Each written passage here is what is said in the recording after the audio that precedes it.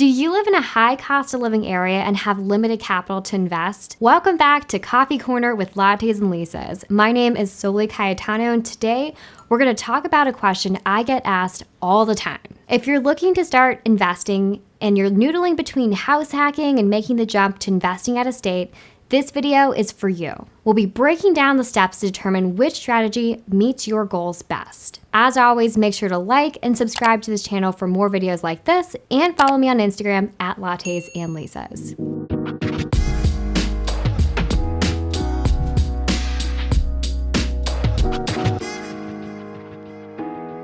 With so many options for investing in real estate, I find that a lot of beginners get analysis paralysis, which prevents them from taking action. Living in the very high-cost Bay Area, I often get aspiring investors reach out and ask me if they should house hack to reduce their personal living costs or invest out of state for better cash flow. Both are great strategies, but the right strategy for you comes down to you and your goals. I bought my first property at 22 while living in the San Francisco Bay Area. Listening to Bigger Pockets, I'd heard a lot about how house hacking was a good strategy for beginner investors, and it was really tempting to have a house to build equity instead of renting each month. However, there were two main considerations in my decision to look out of state instead. Number one, my main objective with investing was to create passive income to supplement my commission-based job. House hacking would reduce living costs and help build equity, but would likely bring in limited cash flow. Number two was the price of housing in the Bay Area. The small 3-bedroom, 2-bathroom house I rented for $2,800 per month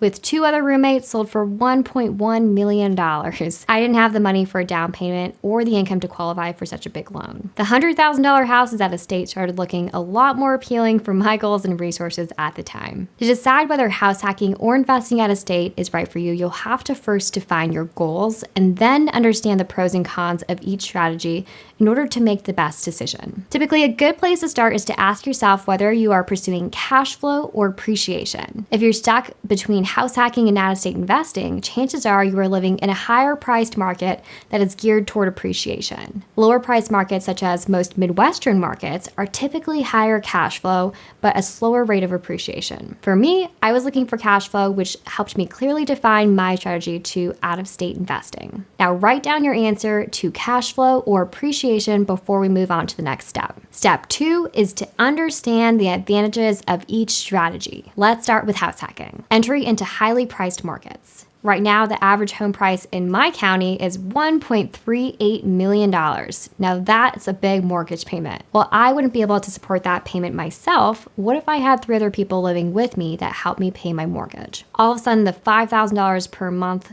is a lot more manageable. And yes, there are other expenses with owning a property, but the point is that the additional income from house hacking makes what would otherwise be an unaffordable house much more affordable. Number 2 is favorable financing. Since a house hack is owner-occupied, you'll be able to take advantage of the favorable financing that encourages home ownership. You can put down as low as 3.5%, even on a multifamily up to 4 units, and your money can stretch a lot further than an investment property where investors commonly have to put down 20 to 25%. Number 3 is it minimizes your biggest monthly expense. As you probably already know, housing costs are one of your biggest monthly expenses. House hacking done properly should greatly reduce, if not eliminate, that expense. Let's move on to the advantages of out-of-state investing. Number 1 is market flexibility.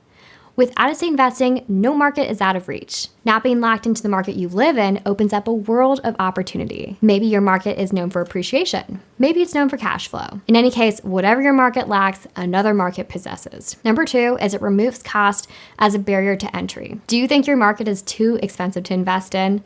Well, the good news is that you don't have to invest there if you're an out-of-state investor. Price points differ throughout the country. From $50,000 to $5 million, there's a market that matches your budget. Number 3 is diversification. Not a fan of putting all your eggs in one basket?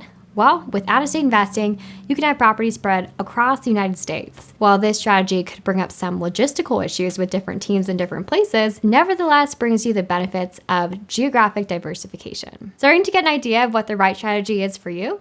Leave a comment below with what strategy you've chosen to pursue and why. At the end of the day, there's no right or wrong way to start investing. Start with your end goal in mind and figure out what strategy helps you meet your goals the best. Thank you so much for joining Coffee Corner with Lattes and Lisas. If after this video you've decided that out-of-state investing is for you, we've got a lot of great videos coming up. Next week, we'll talk about how to take the first step toward becoming an out-of-state investor, starting with how to pick the right market to fit your goals.